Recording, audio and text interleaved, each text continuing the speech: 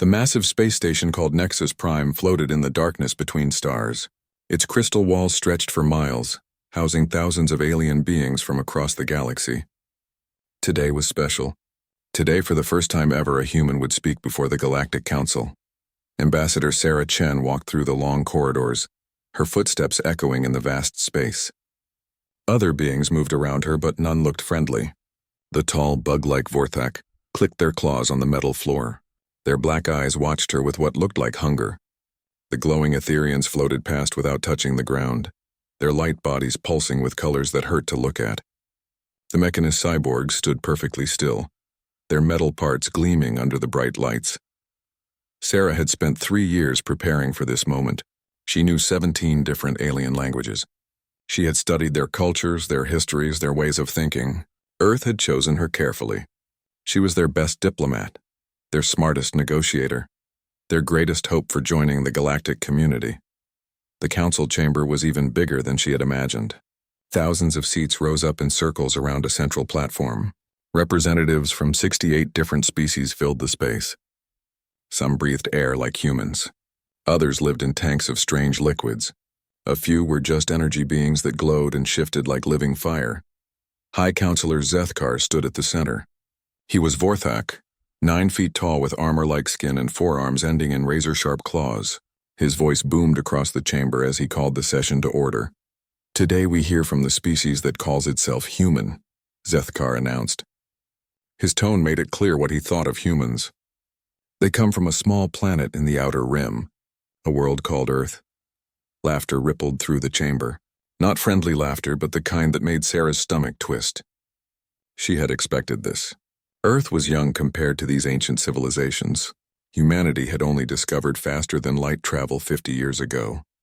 These beings had been traveling between stars for thousands of years. Sarah stepped onto the speaking platform. The lights focused on her, making her feel very small and very alone. She looked up at the thousands of alien faces staring down at her.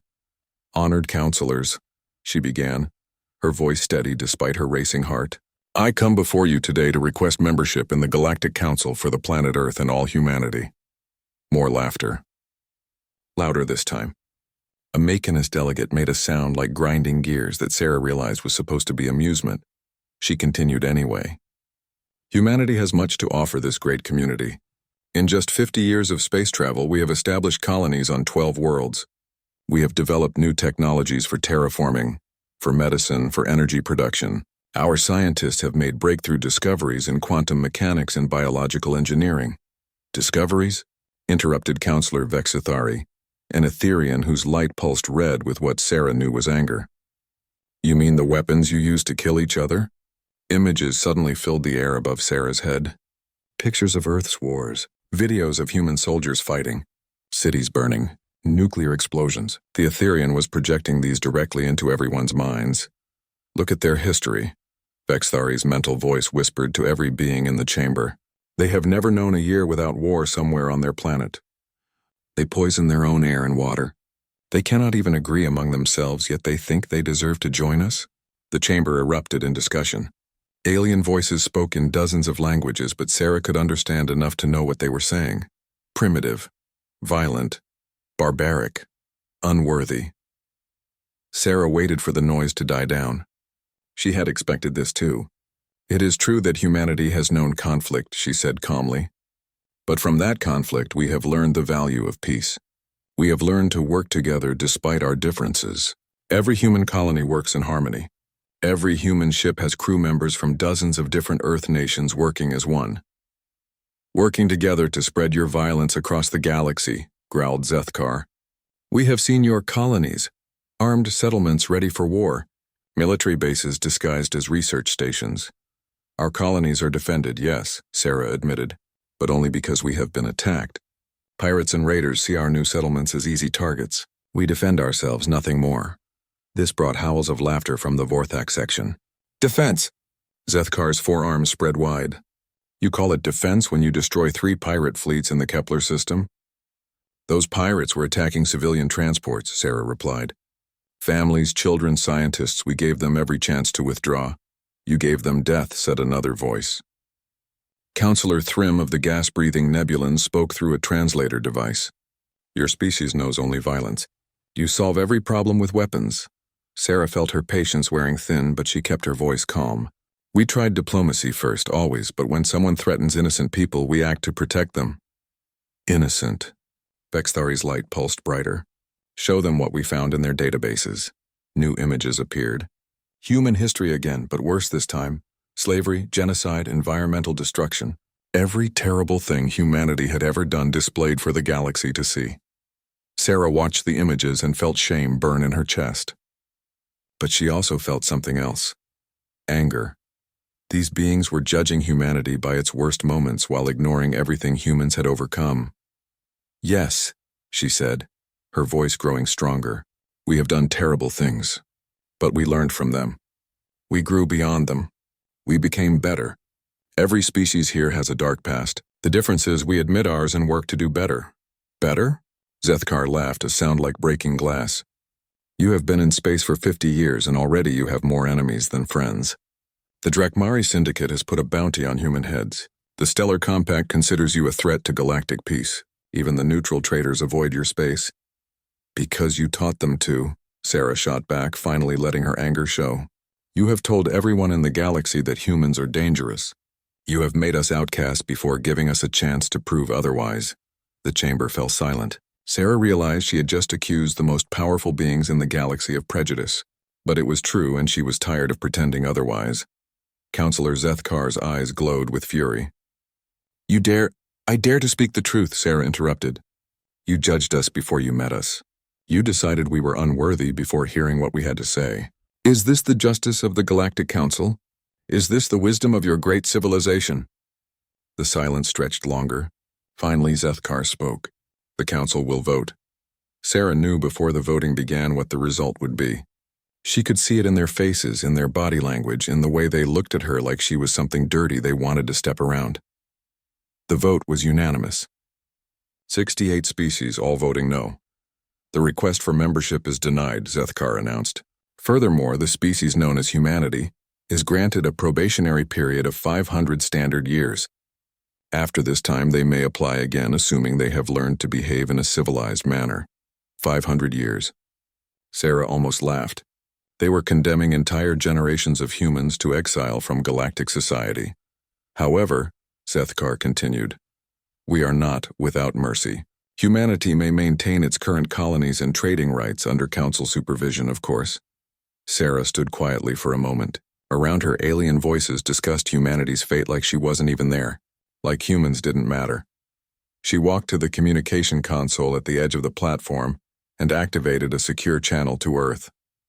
Her message would take 3 days to reach home, but she knew exactly what to say. Earth Control, this is Ambassador Chen. The Council has rejected our application for membership. 500-year probationary period imposed. They have made their position on humanity very clear. She paused, looking up at the thousands of beings who had just dismissed her entire species. Humanity's response is now in your hands. Sarah ended the transmission and walked out of the chamber.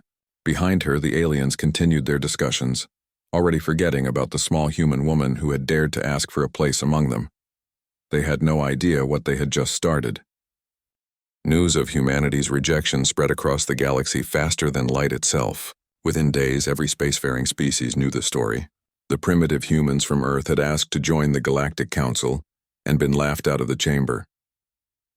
On the trading station of Babel 7, alien merchants gathered around holographic displays showing footage from the council session.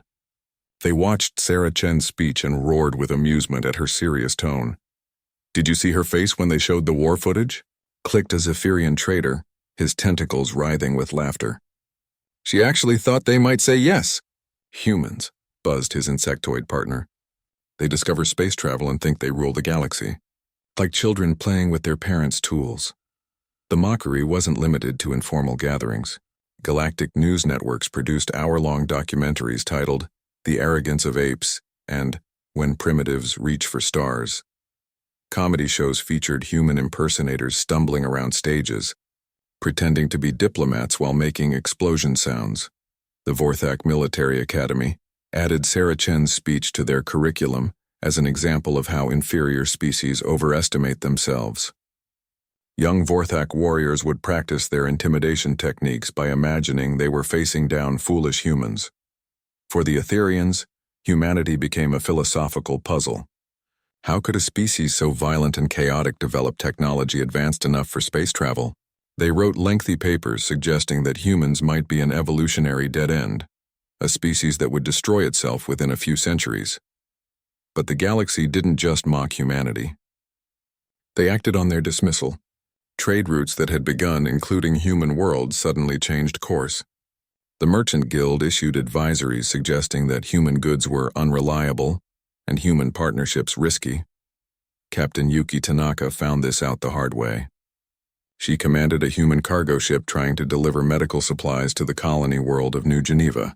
When she arrived at the Nexus trade hub, the docking authority refused to let her ship dock.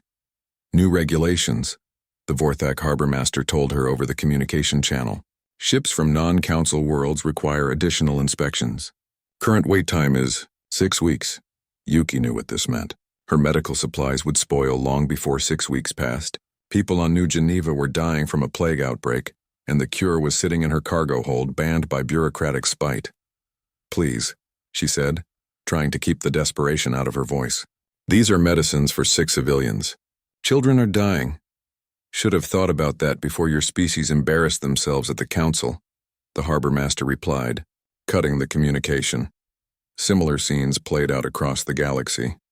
Human students found their applications to galactic universities rejected. Human scientists were kicked out of research projects they had worked on for years.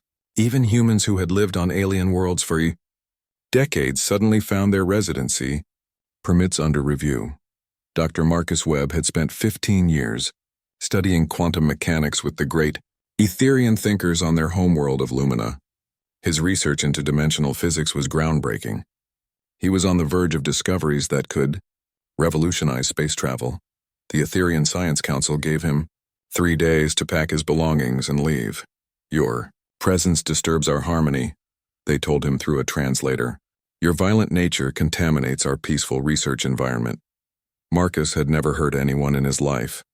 He was a gentleman who preferred books to people, but none of that mattered. He was human, and humans were violent barbarians who didn't belong among civilized beings. On Earth, the government tried to maintain diplomatic relations. President Elena Rodriguez appeared on global broadcasts, calling for patience and understanding. "We must not let anger drive us to prove their worst assumptions correct," she said. "We will show the galaxy that humanity deserves respect through our actions, not our reactions." But patience was hard to maintain when every day brought news of more humiliation. Human colonies on the galactic rim found themselves increasingly isolated. Supply ships stopped coming. Emergency calls went unanswered. It was as if humanity had been erased from galactic civilization. Fleet Admiral Marcus Reeves watched the situation with growing concern. He commanded Earth's small but advanced space navy from his office in the Luna Command Center. Every report that crossed his desk told the same story. Humanity was being systematically excluded from galactic society. "They're trying to strangle us slowly," he told his aide, Commander Sarah Torres. "Cut off our trade, isolate our colonies, make us dependent on their goodwill. Then they can dictate terms to us," Torres nodded grimly. "Some of our outer colonies are already reporting supply shortages. If this continues, we'll have to abandon the newest settlements." Reeves stood and walked to the large window overlooking Earth's cratered moon. In the distance, construction ships were building new military vessels. Earth had never stopped preparing for conflict, even during the brief period of diplomatic hope. "The president wants us to wait," he said quietly. "She thinks we can negotiate our way out of this. Do you agree, sir?" Reeves was quiet for a long moment. "I think some lessons can only be taught one way." The lesson came sooner than anyone expected. Dr. Elena Vasquez led a research team studying strange energy readings in the Tau Ceti system. Her station, New Horizon Research Facility, housed 37 scientists and their families. They were studying what appeared to be artificial energy signatures left behind by an unknown ancient civilization. The discovery was exciting enough to risk working in unclaimed space. No species had officially colonized the Tau Ceti system, making it theoretically neutral territory. The research team thought they were safe. They were wrong. The Vorthak patrol fleet arrived without warning. 3 heavy cruisers dropped out of hyperspace and immediately began broadcasting demands for the humans to leave. "This system is under Vorthak protection," announced Commander Kreshitar. "Your presence here violates territorial boundaries." Dr. Vasquez tried to reason with them. "This is neutral space. We filed our research permits with the Galactic Survey Authority. We have every right to be here." "You have no rights," Kreshitar replied. "You are not a council species. Your permits are meaningless." Elena knew she should order an evacuation, but years of work would be lost. The energy signatures they were studying might hold the key to understanding ancient galactic civilizations. It was the kind of discovery that could advance human science by centuries. "Give us 3 days," she pleaded. "Just 3 days to finish our primary scans. Then we'll leave." The Vorthak commander's laughter echoed across the communication channel. "You will leave now, or we will make you leave." Elena looked around her research station. Families lived here. Her colleague Dr. James Park had brought his wife and twin daughters. Engineer Maria Santos was 8 months pregnant. These weren't soldiers or diplomats. They were scientists trying to expand the boundaries of knowledge. "We're civilians conducting peaceful research," Elena said. "Please, just let us finish our work." "Your species knows nothing of peace," Kreshitar snarled. Time to learn. The attack began without further warning. Vorthak energy weapons tore through the research station shields like they were made of paper. The station wasn't built for war. It had minimal defenses and no weapons. Elena ran through the corridors as explosions shook the structure around her. Emergency alarms wailed. Families screamed and ran for the escape pods. But the Vorthak ships had positioned themselves to prevent any escape. In the communication center, Elena managed to send one final message to Earth before a Vorthak energy beam cut through the station's main power core. "This is Dr. Elena Vasquez at New Horizon Station. We are under attack by Vorthak forces. No provocation given. Repeat, we are under attack. 37 souls aboard, including children. They're not letting anyone escape." The transmission cut to static as the station's fusion reactor went critical. The explosion lit up the Tau Ceti system like a brief new star. When news of the massacre reached Earth, the planet fell silent. 37 people, including 6 children, murdered for the crime of being human in the wrong place at the wrong time. President Rodriguez called an emergency session of the Global Defense Council. Representatives from every nation gathered in the secure chamber beneath the Swiss Alps. "The Vorthak have committed an act of genocide," she announced. 37 civilians killed without warning, without mercy. "We petitioned the Galactic Council for intervention." "What was their response?" asked the Chinese representative. Rodriguez's face was grim. "They classified it as a minor border dispute between non-member entities. No investigation required." The chamber erupted in angry voices. The galactic community that had rejected humanity for being too violent had just ignored the murder of human civilians. The hypocrisy was staggering. Fleet Admiral Reeves stood slowly. "Madam President, I request permission to address the Council." Rodriguez nodded. Reeves walked to the center of the chamber. His uniform bore the marks of 40 years of military service. He had fought in Earth's last great wars and helped negotiate the planetary peace accords. He understood both war and diplomacy. "For 50 years we have tried to join galactic civilization peacefully," he said. "We have followed their rules, respected their customs, begged for their acceptance. In return, they mock us, exclude us, and now murder us." He paused. The transformation began immediately. Within hours of the Global Defense Council vote, every human world received the same message. Project Prometheus is active. All resources are now directed toward galactic operations. Project Prometheus had been Earth's secret backup plan for decades. While diplomats like Sarah Chen worked for peaceful integration with galactic society, military planners had prepared for the possibility that diplomacy might fail. They had studied every alien species, mapped their strengths and weaknesses, and developed strategies that the galaxy's civilized minds could never imagine. Fleet Admiral Reeves established his command center in the hollowed-out asteroid Ceres. The facility had been disguised as a mining operation for 30 years. In reality, it was the most advanced military installation humanity had ever built. Deep inside the rotating rock, holographic displays showed the positions of every major alien fleet in the galaxy. "Status report," Reeves ordered as he entered the main operations center. Commander Torres stood at attention, All human military assets are reporting ready, sir. Operation Prometheus has full authorization from Earth Command. Around them, officers worked at stations monitoring communications across the galaxy. The aliens had no idea that humanity had been listening to their transmissions for decades. Every military frequency, every diplomatic channel, every trade route was being tracked by human intelligence. What about our assets in alien space? Reeves asked. All operatives are in position, Torres replied. Ambassador Chen is still on Nexus Prime. She's been feeding us intelligence on Council defenses for months. Sarah Chen had not returned to Earth after the humiliating rejection. Instead, she had remained at the Galactic Capital, supposedly trying to negotiate better terms for humanity. The alien leaders saw her as a pathetic figure, a diplomat desperately clinging to false hope. They had no idea she was actually humanity's most effective spy. Chen moved through the diplomatic quarters of Nexus Prime, attending social gatherings and cultural events. Alien officials barely noticed her presence.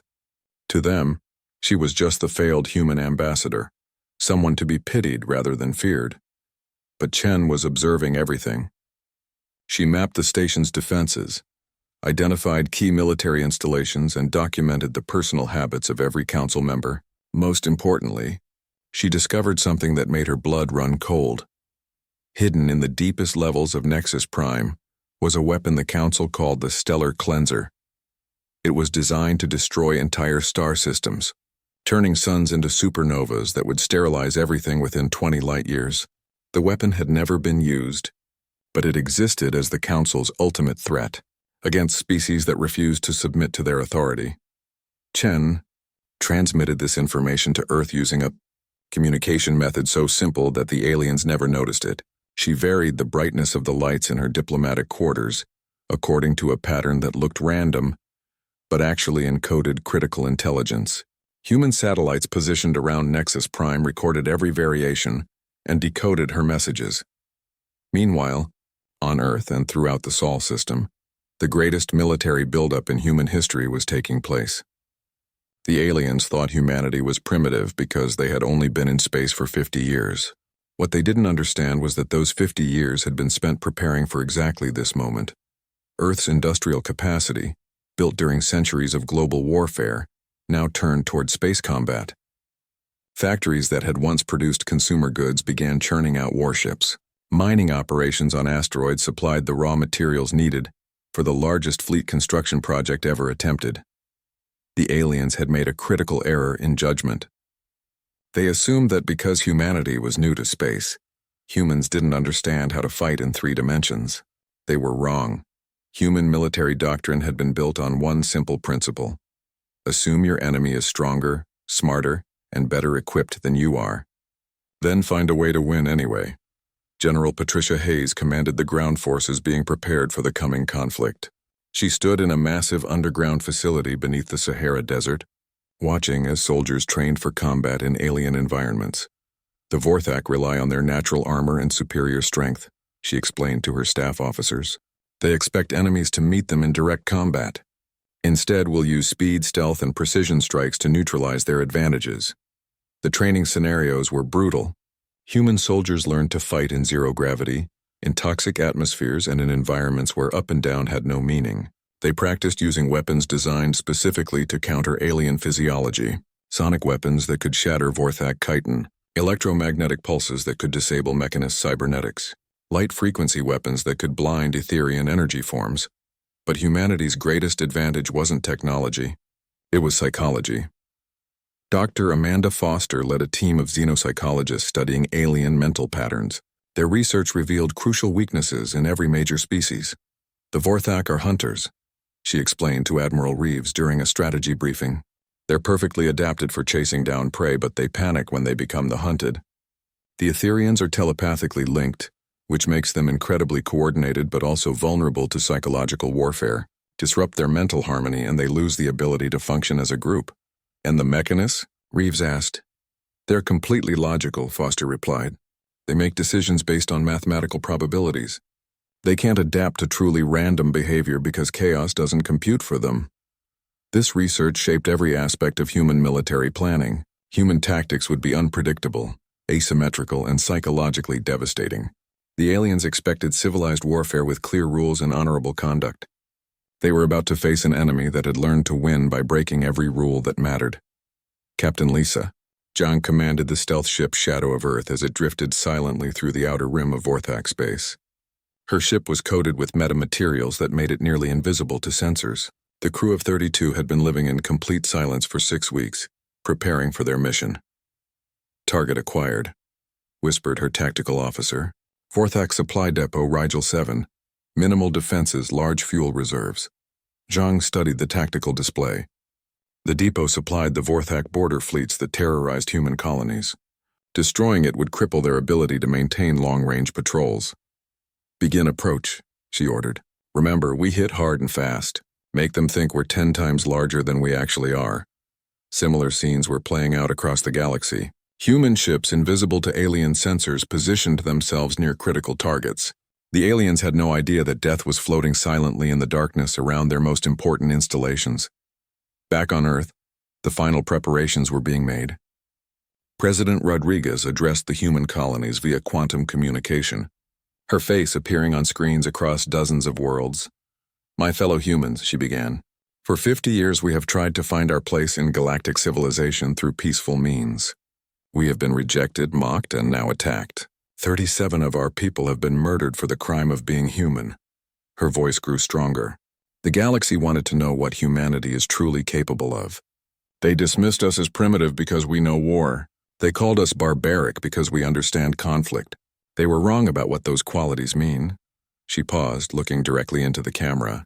We did not become violent because we are evil. We became warriors because we had to survive. Every war taught us something new. Every conflict made us stronger. Every defeat showed us how to win the next battle. The galaxy is about to learn why Earth's history is written in blood, and why that makes us not weak, but unbreakable. The transmission ended, and across human space, the final countdown began. Admiral Reeves stood on the bridge of the dreadnought Unconquerable, flagship of humanity's battle fleet. Around him, officers prepared for combat with the calm efficiency that came from generations of military tradition.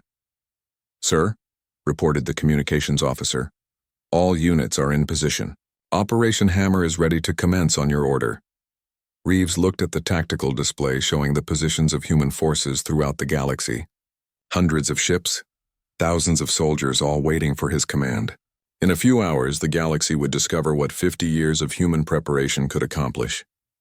He thought about Dr. Elena Vasquez and her final transmission from the research station, about the families killed for daring to study ancient civilizations, about every human who had been turned away, rejected, and humiliated by alien arrogance. All units, he said into his communication headset. This is Admiral Reeves. Commence Opération Hammer. Show them what humanity learned from 10,000 years of warfare. Across the galaxy, human ships dropped their stealth fields and opened fire. The war had begun. The aliens were about to discover that dismissing humanity as primitive had been the biggest mistake in galactic history. The war began without warning. Across 12 star systems, human ships materialized from nothingness and struck like vengeful ghosts. The aliens had expected humanity to send diplomatic protests or perhaps file formal complaints with galactic authorities. They never imagined humans would respond with coordinated military action.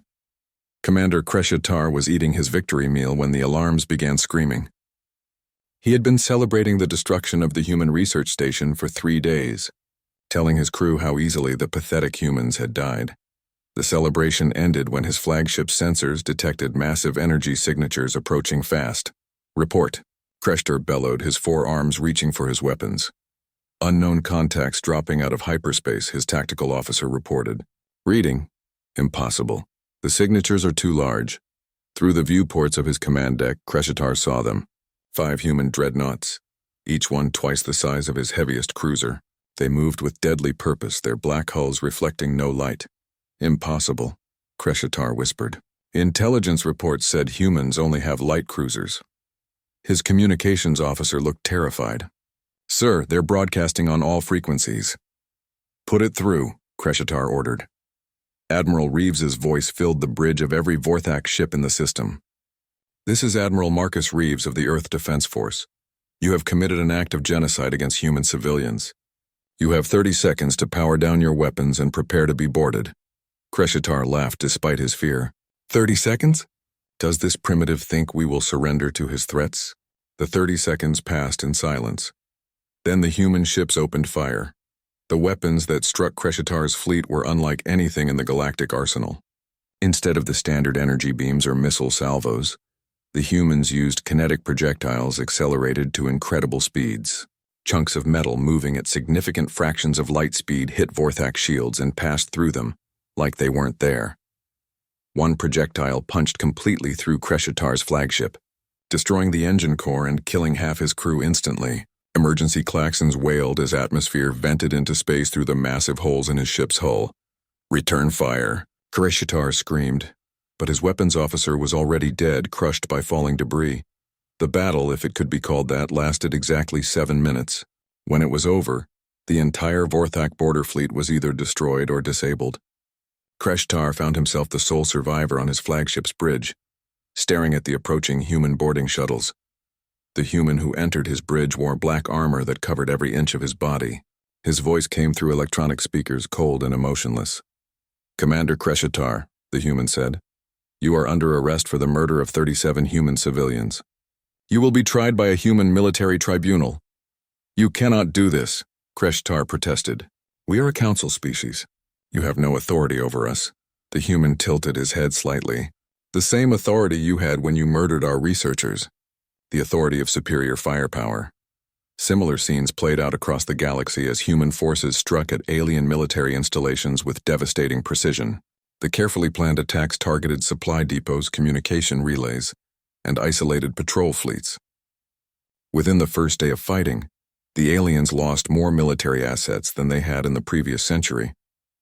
On Nexus Prime, High Counselor Zethkar stood in the emergency command center, watching reports flood in from across galactic space. Red markers on the tactical display showed destroyed or captured alien installations. The numbers were impossible to believe. "How many ships do they have?" he demanded. The Etherian intelligence coordinator's light pulsed with distress. "We estimate at least 300 combat vessels of various sizes. But our estimates keep changing. They appear and disappear from our sensors at will." 300 ships?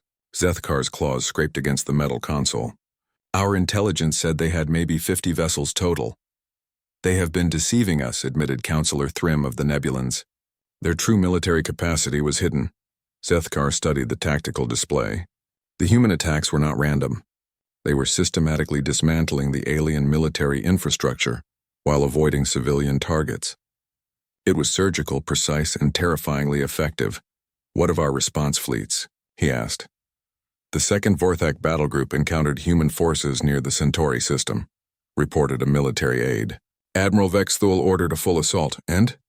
The aide's mandibles clicked nervously. "The admiral is dead, sir. His entire fleet was destroyed. The humans used some kind of gravity weapon that collapsed his flagship into itself." Zethkar felt cold fear creeping up his spine. The humans weren't just winning. They were demonstrating weapons technology that exceeded anything the Council possessed. At the Battle of Kepler Station, Captain Rebecca Martinez proved just how dangerous human creativity could be when applied to warfare. Her single dreadnought, Indomitable, faced an entire Vorthak battle fleet that had been rushing to reinforce their border defenses. The Vorthak Admiral Kekstar was confident in his victory. 23 heavy warships against one human vessel seemed like good odds. "Surround them," he ordered. "We will crush this human ship and send its wreckage back to Earth as a warning." But Captain Martinez had studied the battle records from every major space engagement in galactic history. She knew that aliens thought in terms of direct confrontation, ship against ship, with victory going to whoever had the biggest guns. She had a different approach. "Helmsman," she said calmly as Vorthak ships moved to surround her. "Take us into the station's superstructure. Use the docking arms as cover." "Ma'am?" The helmsman looked confused. "We'll be trapped against the station." "No," Martinez replied. "We'll be using it as a weapon." The Indomitable dove toward Kepler Station, a massive civilian structure with hundreds of docking arms and cargo platforms extending from its central hub. The Vorthak ships followed, firing their weapons and scoring several hits on the human ship's shields. But as they closed in for the kill, Martinez sprung her trap. Fire everything, she ordered. The Indomitable's weapons weren't aimed at the Vorthak ships. They were aimed at the station's structural supports. Precisely calculated shots severed the massive docking arms, sending thousands of tons of metal spinning toward the attacking fleet. The Vorthak ships, packed tightly together for their coordinated assault, had no room to maneuver. Spinning debris crashed into their hulls. One docking arm, as large as a cruiser itself, smashed completely through Admiral Kekstar's flagship. In less than 10 minutes, the entire Vorthak fleet was destroyed or disabled. Captain Martinez had used the station itself as a weapon, turning the aliens' tactical doctrine against them. "This is Captain Martinez to Kepler Station Control," she broadcast. "The hostile fleet has been neutralized. You are secure." The response came from the station's Etherian commander, his mental voice filled with amazement. "How did you? We have never seen tactics like these." "That's because you never had to fight for survival," Martinez replied. "We did." News of human victories spread faster than the attacks themselves. Alien command centers tried to coordinate responses, but their communications networks were being systematically destroyed by human strike teams. The mechanists attempted to use their superior computing power to predict human attack patterns. Their quantum computers analyzed every human victory, looking for the mathematical principles behind their tactics. They found none. Human strategy seemed to be based on chaos itself. No pattern could be predicted because there was no pattern. Each attack was uniquely designed for its specific target, taking into account local conditions, enemy psychology, and available resources. "It is impossible," stated Prime Calculator Zex9901, the Mechanist military coordinator. "No species can operate without logical parameters." "Yet they are defeating us," pointed out his subordinate. Unit 4417. "Our probability models give them only a 12.7% chance of victory, yet they are winning 94.3% of their engagements." Zex9901's optical sensors flickered with confusion. "Then our models are wrong." "But how can our models be wrong?" "We have computed every possible variable." "Perhaps," suggested Unit 4417, "the humans are not operating within normal parameters. The mechanists were learning the hard way that human warfare couldn't be reduced to equations. Every time they thought they understood human tactics, the humans would do something completely different." Lieutenant Colonel James Park led a strike team against a mechanist computational facility on the moon of Titan 7. The facility was protected by automated defenses that responded to threat patterns. The computer systems could predict and counter any conventional attack. Park's solution was beautifully simple. He had his team throw rocks, not high-tech kinetic projectiles or guided missiles. Actual rocks picked up from the moon's surface and hurled by hand at the facility's sensor arrays. The defense computers couldn't compute a response to such primitive weapons. Their programming had no protocols for dealing with Stone Age tactics used against space age installations. While the systems were trying to analyze the threat pattern of flying rocks, Park's team walked through the front door and captured the facility.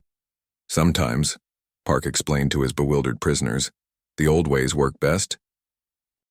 By the end of the first week of fighting, the galactic military situation had completely reversed. Alien of the final battle began with the largest fleet movement in galactic history. Admiral Reeves commanded 400 human warships as they dropped out of hyperspace around Nexus Prime. The massive station that served as the galaxy's political center had never seen so many ships arrive at once. High Counselor Zethkar stood in the station's central command chamber, watching the tactical displays with growing horror. The human fleet spread out in a perfect sphere around Nexus Prime, cutting off all escape routes. "How many ships?" he demanded. 400 and counting," replied the tactical coordinator, an Etherian whose light flickered with fear. "Multiple ship classes, all of unknown design." Zethkar's claws clicked against his command console. The Council's combined defense fleet numbered only 200 vessels, and most were scattered across the galaxy trying to respond to human attacks. "Activate the stellar cleanser," he ordered. The chamber fell silent. Even in their darkest moments, none of the Council members had imagined using their ultimate weapon. Counselor Vexithari's light pulsed red with alarm. "You would destroy an entire star system to stop these humans?" "If necessary," Zethkar replied coldly. "The humans want to see our true power. We will show them what happens when primitives challenge their betters." Deep in the lowest levels of Nexus Prime, ancient machinery began to activate. The stellar cleanser had been built by the first galactic civilization, a weapon so terrible that its creators had destroyed themselves rather than live with what they had made. The current council had found it among the ruins and kept it as their ultimate threat, but they had never imagined they would need to use it. Meanwhile, Sarah Chen moved through the diplomatic quarters with careful purpose. She had spent months mapping every corridor, every service tunnel, every security checkpoint. Now she would need all that knowledge. The security systems were focused on the external threat of the human fleet. No one was watching the failed human ambassador as she made her way toward the restricted areas, where the stellar cleanser was housed. Chen's team consisted of 12 human operatives who had been posing as maintenance workers and diplomatic staff for months. They were not soldiers in the traditional sense, but specialists trained for this exact mission. Phoenix team, report status, Chen whispered into her concealed communicator. Charges placed on primary power coupling, reported Lieutenant Torres, who had been working as a waste management technician, ready to blow on your command. Security systems compromised, added Corporal Zhang, who had been serving as a janitor in the computer core. I can give you a 10-minute window with no surveillance. Chen smiled grimly. The aliens had been so dismissive of human staff that they never noticed what these primitives were actually doing during their work shifts. Above them, the space battle began in earnest. The Council's defense fleet moved to intercept the human ships, confident that their superior technology and numbers would carry the day. They were wrong. Admiral Reeves had not come to fight a traditional space battle. He had come to demonstrate that human warfare operated by different rules entirely. All ships, execute Pandora Protocol, he ordered. The human fleet suddenly scattered in every direction, breaking formation in what appeared to be complete chaos. Alien commanders watched in confusion as human ships seemed to flee randomly throughout the system. Admiral Vexthul, commanding the Council's defense fleet, laughed at the display. The primitives have lost their nerve, he announced. All ships pursue and destroy. Do not let any escape. The alien ships spread out to chase individual human vessels, abandoning their own formation in favor of what they thought would be easy kills. It was exactly what Reeves had wanted them to do. All units, activate Phase 2, he commanded. The scattered human ships suddenly reversed course and opened fire on their pursuers, but they weren't using conventional weapons. Each ship deployed a different experimental technology that human scientists had developed in secret. The dreadnought Prometheus fired gravity bombs that created miniature black holes, tearing alien ships apart from the inside. The cruiser Defiance deployed swarms of nanobots that ate through enemy hulls like acid. The destroyer Vengeance used quantum disruptors that caused enemy weapons to explode in their own firing chambers. Admiral Vexthul watched in horror as his carefully organized fleet was systematically destroyed by weapons that shouldn't have existed. Retreat, he ordered. All ships fall back to Nexus Prime. But there was nowhere to retreat to. The human ships had positioned themselves perfectly to catch the aliens no matter which direction they fled. Inside Nexus Prime, Sarah Chen and her team reached the stellar cleanser chamber. The weapon was enormous, a crystalline structure that pulsed with energy, drawn from the station's fusion reactors. Jesus, whispered Torres as she saw the device. They could actually destroy our entire solar system with this thing. Chen studied the control systems. Alien text covered the panels, but she had spent years learning to read every major galactic language. It's charging, she reported. They're actually going to use it. The weapon needed 30 minutes to reach full charge. Chen's team had that long to stop it, or Earth and every human colony would be erased from existence. Torres Zhang, plant your charges on the primary supports, she ordered. Everyone else help me access the control systems. The work was delicate and dangerous. One mistake could trigger the weapon early, destroying them all. But Chen's team had trained for this moment, and they worked with the precision of surgeons. Above them, the space battle was entering its final phase. The Council's defense fleet was in full retreat, but Admiral Reeves wasn't finished demonstrating human capabilities. All ships, Operation Thunder, he commanded. The human fleet moved into perfect formation around Nexus Prime. Every weapon was aimed at the massive station, but Reeves didn't give the order to fire. Instead, he opened a communication channel to the entire galaxy. This is Admiral Marcus Reeves of the Earth Defense Force. His voice echoed across every frequency. For too long, this galaxy has been ruled by fear. Fear of change, fear of new ideas, fear of anyone who dares to think differently. On Nexus Prime, Zethkar watched the human fleet surrounding his station. He's bluffing, the High Counselor said. He won't destroy the galactic capital. Too many innocent civilians. But Reeves wasn't finished. The Galactic Council has ruled through intimidation and exclusion. They rejected humanity not because we were unworthy, but because they feared what we represented. They feared change. In the depths of the station, Chen's team worked frantically to disable the stellar cleanser. The weapon was at 15 minutes to full charge. Control systems are heavily encrypted, reported Corporal Zhang. I can't break through their security protocols, Chen thought quickly. The aliens relied on complex technological solutions because they believed complexity meant superiority. But sometimes the simplest approach was the best. Don't break through their security, she said. Break their security. She pulled out a small device that looked like nothing more than a maintenance tool, but it was actually an electromagnetic pulse generator designed by human engineers. Everyone get back, she warned. The EMP burst fried every electronic system in the chamber. The stellar cleanser's charging sequence stopped instantly, its control systems reduced to smoking wreckage. Weapon disabled, Chen reported to Admiral Reeves. They can't threaten Earth now. Reeves smiled as he received the message. With their ultimate weapon neutralized, the Council had no cards left to play. Citizens of the galaxy, he continued his broadcast, today marks the end of the old order. No longer will advanced species look down on those they consider primitive. No longer will the powerful oppress the weak simply because they can. High Counselor Zethkar realized that his position was hopeless. The human fleet could destroy Nexus Prime whenever they chose. His weapons were disabled, his defenses were breached, and his allies were scattered. What do you want? He asked over the open channel. Admiral Reeves considered his answer carefully. Justice, he said finally, and a new beginning. The surrender came 3 hours later. High Counselor Zethkar and the remaining council members agreed to dissolve their government and face human, military tribunals for their crimes.